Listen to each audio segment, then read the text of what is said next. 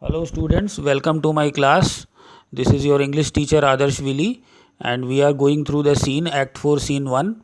And in the beginning of this scene I have told you that this is a court scene where Antonio has been accused by Shylock, and the case is against Antonio, which is filed by Shylock. So Shylock is desiring to have a pound of flesh from Antonio as a penalty because the bond has been forfeited, and the Duke is trying to convince him about this, that he should show mercy on Antonio.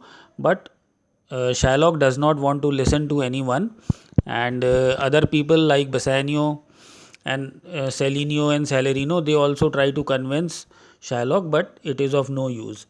So here we'll start from line number 80, which is the speech of Bassanio. Now when Shylock does not listen to anyone, then here Bassanio offers him 3000 ducats. For the 3000 ducats, here are 6. Bassanio says, Shylock, I offer you 6000 ducats in place of your 3.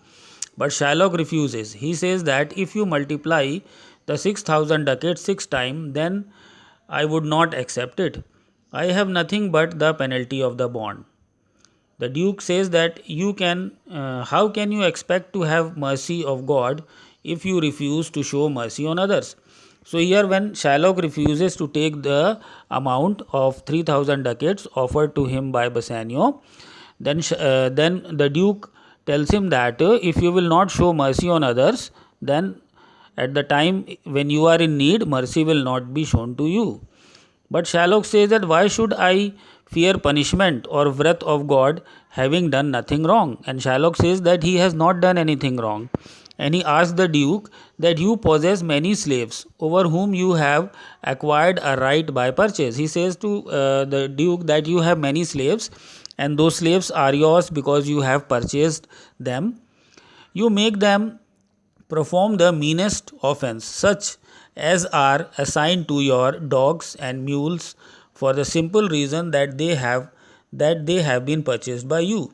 Well, how will I appear if I say, set them free and marry them to your hires? So here Shylock is saying that to the Duke that you have many slaves and you do not treat them like a normal human being. You treat them like animals, and you make them do all sorts of mean work. And he says that what you will do if I will tell you to free them, and if I tell you to get them married to your relatives. Why should they toil the drudges and sweat under you? But you would give them beds as soft as yours. And then he says that if I demand that you should not make them work hard, and you should give them the soft bed as you yourself use, and the rich food as you yourself eat, if I tell you to do this, you will reply that the slave belong to you, and you will do as you like with them. So do I. So he says that if I tell you to free your slaves, you will say that these slaves are mine. These slaves are mine because I have purchased them by spending my money.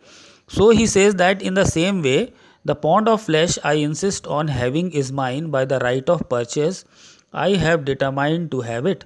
If you say it is not mine, then I will cry shame on your law. And he says that the pound of flesh which I am demanding, this pound of flesh actually belongs to me because I have paid 3000 ducats to Antonio, and because I have given the money, and in that return of that money I want a pound of flesh from Antonio's body. So it is my rightful demand. And if you will deny me, if you will not give me my penalty, then shame on your law, and say that the law of Venice is indeed a mockery. And he says that it will be a shame on your law. And it is to be made clear over here that Venice was actually a state of Italy. Venice was not a free country, it was a state of Italy. And if the law of Venice is not being performed well by the Duke, then all the rights of Venice will be taken over by Italy, and Venice will then not be a free state like it used to be. Therefore, here Shylock is saying that I have mayor asking for the verdict valid according to law. What is your answer? Say if I will have it or not. So he is saying that whatever I am demanding, that is all my right to have. The Duke then says that by the authority vested in me, I may adjure this trial unless Bellerio, a learned doctor of law, whom I have summoned to try this case, arrives here today. So the Duke says here that I will not take any decision in this matter. I will not proceed on this case further unless and until Dr. Bellerio comes to my help. Here, Dr. Bellerio was a learned doctor and he resides in Padua, and he is the same doctor whom Portia has spoken about, and he is a doctor of law and also a cousin of Portia. So here the Duke is waiting for Dr. Bellerio to come and proceed the case. Celerino then says that, Your Honor, a messenger has just come from Padua with the letter from the doctor and is seeking admission. So now here the Duke is informed by Celerino that a young doctor has come from Padua and he is seeking for admission. The Duke says, Summon the messenger and let me have the letter. Bassanio says, No fear, Antonio. Have courage, and I shall sacrifice every part of my body before the Jew have a drop of blood. So here Bassanio seems to console Antonio by saying that Antonio should not worry about anything because Bassanio will try every way to save him, and the Duke and the Jew, that is Shylock, will not be able to shed a single drop of blood. Antonio then says that I am like a diseased ship or flock. It is most fitting that I die. The fruit that is unsound to the core falls soon to the ground. So let me die. Nothing will be better for you, Bassanio, than to survive me and write an inscription on my tomb. So here Antonio seems to be very depressed and he loses all hope. And he is saying that he is giving an example that he is like a diseased ship. He is like a ship that is diseased and most fitted to die. And he says that a diseased ship was always sold to the butcher.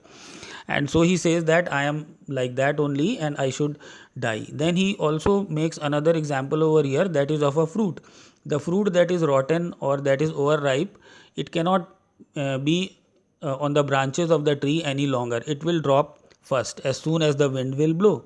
In the same way, Antonio also thinks that he is fit to die, and he says to Bassanio that you write an inscription on my tomb, that is also known as the epitaph.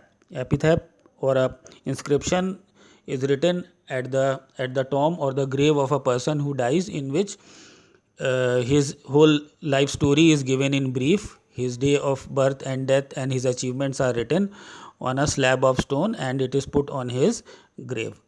Now here we see the entry of Nerissa takes place. Now Nerissa enters over here and she is dressed up like Nerissa comes here and she is dressed up like a lawyer's clerk. The entry of Nerissa is here.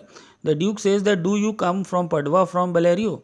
Nerissa says, yes, my lord, from Bellerio and from Padua. Dr. Bellerio has sent his greetings to you. Bassanio then says that, why do you sharpen your knife so eagerly? Now while these things are going on, we see that Shylock seems to sharpen his knife. And Bassanio is asking, why are you sharpening your knife in this manner? Grishanio says that Shylock says to cut a pound of flesh which is insolvent there has forfeited to me. And Shylock is saying that I am sharpening my knife because I have to cut a pound of flesh from Antonio's body. So that is the reason. Grishanio says that you should have better sharpened your knife on your soul. Here Grishanio is making a comment that, Shylock, you are so cruel that it is better for you to sharpen the knife on your soul. Instead of on the sole of your boot. Now here two soles are given. One on which Shylock was sharpening his knife, that is the sole of his boot or his shoe, and another soul, that is the soul which is inside the body of human beings, that is the human soul. So here he is saying that you should first look into your own soul and see that whether whatever you are doing is right or not. but I doubt whether your metal, not even the acts of the execution, can be as half as sharp as your action.